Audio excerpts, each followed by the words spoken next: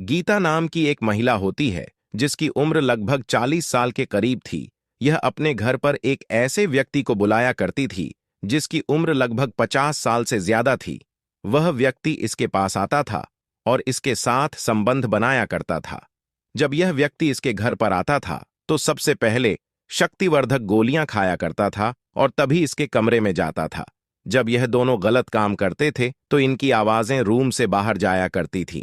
अच्छा, गीता की एक 19 साल की बेटी भी थी। जब वह इन दोनों की आवाजें सुनती थीं तो अपनी मां के रूम के पास आकर एक खिड़की में से इन दोनों को लगातार देखा करती थी। लगभग 6 महीने तक इन दोनों का यह खेल चलता है, लेकिन 6 महीने के बाद ही इस बूढ़े व्यक्ति के साथ कुछ ऐसा हो जाता है जिसकी किसी ने कल्पना भी नहीं की थी। जी हां दोस्तों, आज की इस घटना को सुनने के बाद शायद आप लोगों को भी बड़ी हैरानी होगी, इसीलिए इस वीडियो में आप अंत तक बने रहिएगा। नमस्कार साथियों, वीडियो अभी पूरा बाकी है। क्लियर क्राइम चैनल में आपका स्वागत है। साथियों, आज हम फिर से एक नई सच्ची घटना लेकर आए हैं जिसे सुनकर आप सब लोग चौंक जाएंगे, हैरान में पड़ जाएंगे और मन ही मन में सोचेंगे आखिर भला ऐसा कैसे हो सकता है। दोस्तों, यहाँ पर मैं आपको एक बात बता दूं, यहाँ पर हम जो भी स्टोरी लाते हैं, कहानियां लाते हैं, वो है बिल्कुल सच्ची लाते हैं। जी हाँ, सच्ची। अगर आपके पास भी कोई कहानी, आपके मोहल्ले के आसपास की कोई घटना है तो मुझे कमेंट सेक्शन में जरूर बताइएगा। हम आपसे कांटेक्ट करेंगे और आपकी जो कहानी है वो अपने चैनल पर दिखाएंगे। इसके साथ ही दोस्तों, अभी तक आपने हमारे चैनल को सब्सक्राइब नहीं किया है तो यार चैनल को सब्सक्राइब जरूर कीजिए। हमारे चैनल पे आपको क्राइम से रिलेटेड सारे वीडियो देखने को मिलेंगे। साथियों, आप मेरा वीडियो कहाँ से देख रहे हो, किस शहर से देख रहे हो, आपका नाम क्या है, मुझे कमेंट सेक्शन में अपना नाम और अपने शहर का नाम जरूर बताइएगा। वीडियो के आखिरी में मैं आपका और आपके शहर का नाम जरूर लूंगा। चलिएगा साथियों, वीडियो शुरू करते हैं। कहानी उत्तर प्रदेश के रायबरेली जिला की है और इसी जिला के अंतर्गत एक गांव पड़ता है दाऊदपुर, और इसी गांव के अंतर्गत एक छोटा सा परिवार रहा करता था। परिवार में गीता नाम की एक महिला होती है जिसकी उम्र लगभग 40 साल के करीब थी। गीता के पति का 4 साल पहले ही एक बीमारी के चलते देहांत हो चुका था। गीता की एक 19 साल की बेटी भी थी। अच्छा, गीता पास के ही एक स्कूल में पढ़ाने के लिए जाया करती थी और उसी से अपने परिवार का पालन पोषण किया करती थी। गीता की बेटी जिसकी उम्र 19 साल थी, वह भी स्कूल में पढ़ने के लिए जाया करती थी और अभी 12वीं क्लास में पढ़ाई लिखाई कर रही थी। वह पढ़ने में इतनी तेज थी कि हर काम बड़ी आसानी और सरलता के साथ कर लिया करती थी। उसका पढ़ने में काफी ज्यादा अच्छे से मन लगता था, इसीलिए वह पढ़ लिख कर एक डॉक्टर या फिर अधिकारी बनना चाहती थी। दोस्तों, गीता जब रात के समय में अकेली होती थी तो उसे अकेलापन महसूस होता था और उसके दिमाग में कई कई तरह के ख्याल आया करते थे, गंदे ख्याल भी आया करते थे। इसीलिए उसने मन बना लिया था कि वह अपना किसी न किसी को साथी जरूर बनाएगी। और लगभग कुछ दिन गुजर जाने के बाद उसने पड़ोस की ही एक ऐसे व्यक्ति को अपने प्रेम जाल में फंसा लेती है जिसका नाम मेदुलाल होता है। इसकी उम्र लगभग 50 साल से ज्यादा थी। मेदुलाल इसके प्रेम जाल में फंस जाता है और इससे कई कई घंटे लगातार फोन पर बात किया करता था। जब गीता की बेटी रात के समय में सो जाती थी तो गीता इसे अपने घर पर बुलाया करती थी और इसके साथ गलत काम किया करती थी। जब मेदुलाल इसके घर पर आता था तो सबसे पहले वह शक्तिवर्धक गोलियां खा लिया करता था और उसके बाद ही इसके कमरे में जाता था। जब यह दोनों गलत काम करते थे तो इनकी जो आवाजें हैं वह रूम से बाहर निकलती थी। दोस्तों, अब इस तरीके से गीता को एक साथी मिल चुका था जो उसकी ख्वाहिश को पूरा कर सकता था, उसकी इच्छा को पूरी कर सकता था। अब गीता काफी खुश रहने लगी थी, उसके चेहरे पर भी काफी निखार आने लगा था। एक दिन गीता मेदुलाल के साथ रात के समय में संबंध बना रही थी। इन दोनों की आवाजें उनके रूम से बाहर जा रही थीं। अच्छा, गीता की बेटी दूसरे रूम में सो रही थी। जब इनकी आवाजें वह सुनती है तो उठ जाती है और यह सोचने लगती है कि आखिर इस तरह की आवाजें कहाँ से आ रही हैं। फिर वह अपने कमरे से निकलती है और अपनी माँ के कमरे की तरफ जाने लगती है और जब अपनी माँ के कमरे की खिड़की खोलकर देखती है तो यह दोनों संबंध बना रहे थे, गलत काम कर रहे थे।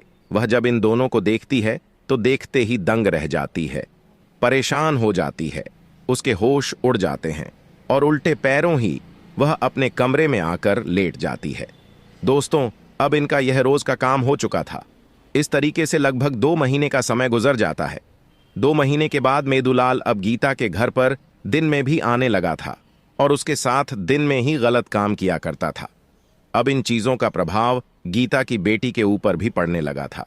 वह जब मेदुलाल को देखती थी तो उसको देखकर मुस्कुरा दिया करती थी। मेदुलाल भी इसको देखकर मुस्कुरा दिया करता था। वह अक्सर गीता की बेटी के लिए कुछ न कुछ खाने पीने की चीजें ला कर दिया करता था।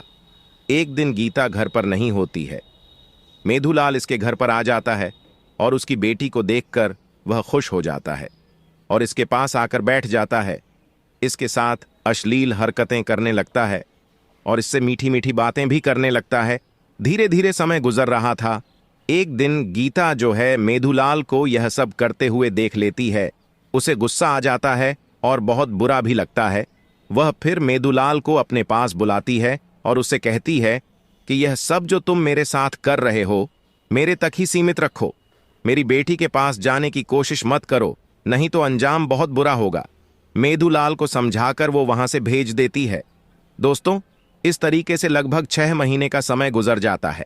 एक दिन मेदुलाल गीता के घर पर आता है। गीता घर पर उस समय नहीं होती है। उसकी बेटी बैठी हुई अपना होमवर्क कर रही थी। मेदुलाल इसके पास आकर बैठ जाता है और इसके साथ गलत और अश्लील हरकतें करने लगता है और जबरदस्ती भी करने लगता है। लेकिन अचानक गीता पीछे से आ जाती है और मेदुलाल को यह सब करते हुए देख लेती है। यह सब देखकर आग बबूला हो जाती है। उसे बहुत गुस्सा आता है। फिर वह मेदुलाल से कहती है कि मैंने आपको पहले भी समझाया था कि आप मेरी बेटी से दूर रहो, लेकिन तुमने नहीं मानी है। अब मैं चाहती हूं कि तुम्हारा मेरा रास्ता अलग हो चुका है। तुम मेरे से अब कभी नहीं मिल सकते, ना ही मैं तुमसे कभी मिल सकती। इतना कहकर जो है मेदुलाल को वहां से भगा दिया। अब गीता के दिमाग में एक खौफनाक प्लान चलने लगा था। उस प्लान में गीता ने अपनी बेटी को भी शामिल कर लिया था। वह सोच रही थी कि अब मेदुलाल को वह खत्म कर देगी। इसीलिए 2 दिन के बाद गीता मेदुलाल को फोन करती है और उससे कहती है कि मैंने जो तुम्हारे साथ किया वह बहुत गलत किया। मैं अपने की पर शर्मिंदा हूं और मैं आपसे अभी मिलना चाहती हूं। अभी रात के 12 बजे हैं और तुम मेरे घर पर आ जाओ। अच्छा, मेदुलाल तो उससे मिलने के लिए बेताब था। वह तो चाहता था कि गीता कब उसको फोन करे। इसीलिए वह तुरंत ही अपने घर से निकलता है और गीता के घर पर पहुंच जाता है। गीता उसको अपने पीछे के दरवाजे से लेती है और अपने एक कमरे में लेकर चली जाती है। वहां पर पहले से ही गीता की बेटी खड़ी थी। जैसे ही मेदुलाल कमरे के अंदर प्रवेश करता है, गीता की बेटी उसका हाथ पकड़ लेती है और पास में ही रखा हुआ एक डंडा उसके सर पर मार देती है। 2-3 बार डंडे मारने के बाद मेदुलाल की हालत खराब हो जाती है। उसको चक्कर आने लगता है और वहीं पर वह गिर जाता है।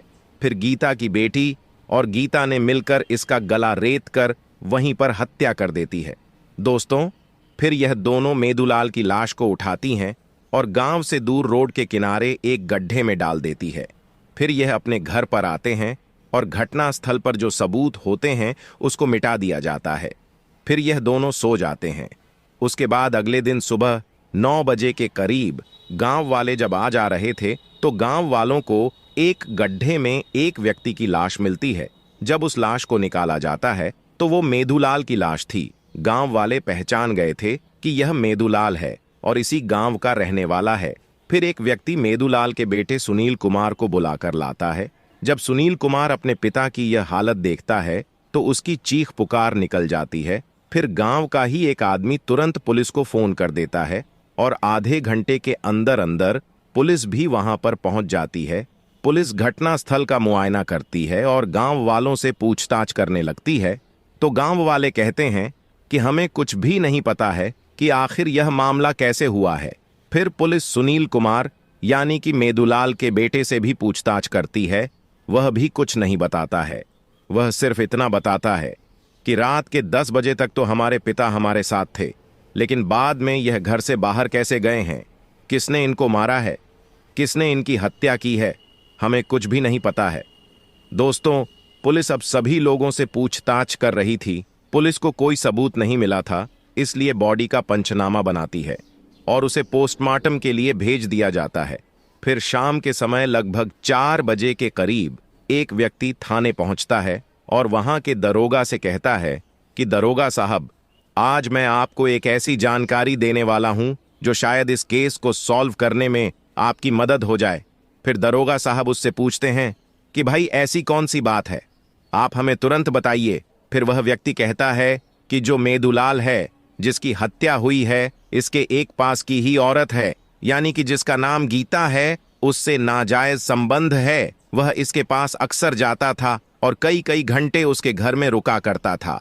जब पुलिस इस व्यक्ति की यह बातें सुनती है तो सुनते ही दंग रह जाती है और तुरंत ही एक टीम गठित करती है और उस टीम के साथ गीता के घर पर पहुंच जाती है। वहां पर जाकर गीता से पूछताछ करने लगती है। तो फिर गीता कहती है कि हाँ, मेदुलाल से मेरे नाजायज संबंध थे, मैं उसको अपने घर पर बुलाती थी और उसके साथ गलत काम किया करती थी, लेकिन ऐसा नहीं है कि मैंने ही मेदुलाल को मार दिया है, मैंने उसकी हत्या नहीं की है, मुझे इसके बारे में कुछ नहीं पता है। फिर पुलिस गीता का बयान लेकर पुलिस स्टेशन पहुंच जाती है। दोस्तों, पुलिस को गीता के ऊपर अभी भी शक था, इसीलिए पुलिस ने गीता का फोन नंबर लिया और उसकी कॉल डिटेल निकलवाई। जब कॉल डिटेल निकलवाई तो उसमें एक बहुत ही चौंकाने वाला खुलासा हुआ कि गीता मेदुलाल से कई कई घंटे बात किया करती थी और जब यह घटना हुई थी उस समय मेदुलाल की जो लास्ट लोकेशन थी वह गीता के घर की ही बताई गई थी। फिर तुरंत पुलिस जो है गीता के घर पर पहुंचती है, उसको और उसकी बेटी को गिरफ्तार कर लिया जाता है। फिर इनको थाने लेकर आया जाता है, फिर इनसे पूछताछ की जाती है तो गीता फिर से वही कहानी बताती है, लेकिन एक लेडी कांस्टेबल आती है डंडा लेकर, और फिर जब डंडे का इस्तेमाल इन दोनों के ऊपर किया जाता है तो यह टूट जाते हैं और अपना जुर्म कबूल कर लेते हैं।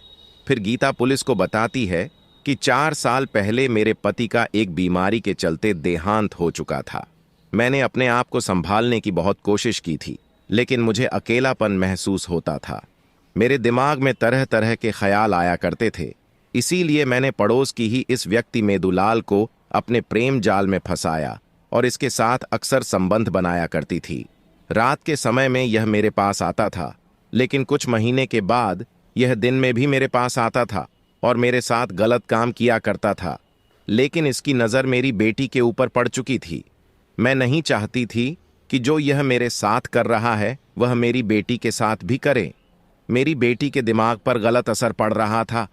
मैंने इसको कई बार समझाने की कोशिश की थी कि जो मेरे साथ कर रहा है मेरे तक ही सीमित रखो, मेरी बेटी के पास जाने की कोशिश ना करो, लेकिन मेरे लगातार समझने के बाद भी यह नहीं माना और इसने मेरी बेटी के साथ लगातार छेड़छाड़ शुरू रखी। फिर मुझे गुस्सा आ गया और इस वजह से मैंने यह गलत कदम उठाया और मैंने मेदुलाल की हत्या कर दी। फिर जब पुलिस यह कहानी सुनती है और उसका बेटा भी जब यह कहानी सुनता है तो उनके पैरों तले जमीन खिसक जाती है। इसीलिए दोस्तों कहा जाता है ना कि हवस एक ऐसी चीज होती है कि हवस के नशे में इंसान कुछ देखता ही नहीं है और एक ऐसा कदम उठा लेता है जो उसे पछताना जिंदगी भर पड़ता है। अब दोस्तों, पुलिस ने इन दोनों के ऊपर संगीन धाराओं में मुकदमा दर्ज करके इनको कोर्ट में पेश किया और कोर्ट से इनको जेल भेज दिया जाता है। दोस्तों, इस कहानी को सुनाने का मकसद आप लोगों को परेशान करना या आपका दिल दुखाना नहीं है, बल्कि आपको जागरूक और सचेत करना है।